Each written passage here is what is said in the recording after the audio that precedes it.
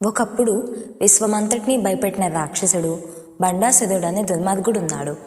ఆయన్ని దేవతలెవరూ ఓడించలేకపోయారు.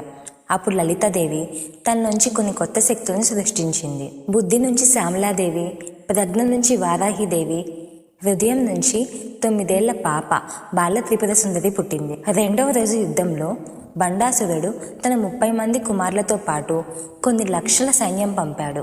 ఆ సమయానికి లలితాదేవి యుద్ధానికి వెళ్ళబోతుండగా బాల త్రిపుర సుందరి ముందుకు వచ్చి, అమ్మా, వచ్చింది బండాసురుడు కాదు కదా, ఆయన కుమారులే కదా వస్తున్నది, వాళ్ళని ఎదుర్కోవడానికి నేను లేనా, నన్ను పంపు అని అంది. అమ్మవారు ఆశ్చర్యపోయి, నువ్వు ఇంకా 9 ఏళ్ల పాపవు, యుద్ధానికి ఎలా వెళ్తావు అంది. నాకు నీ ఆశీస్సులు ఉంటే నేను ఖచ్చితంగా గెలుస్తాను అంది. అమ్మవారి కౌగిలించుకొని బాలాదేవిని యుద్ధానికి పంపించింది. బాల త్రిపుర సుందరి హంసల రథం ఎక్కి యుద్ధానికి బయలుదేరింది.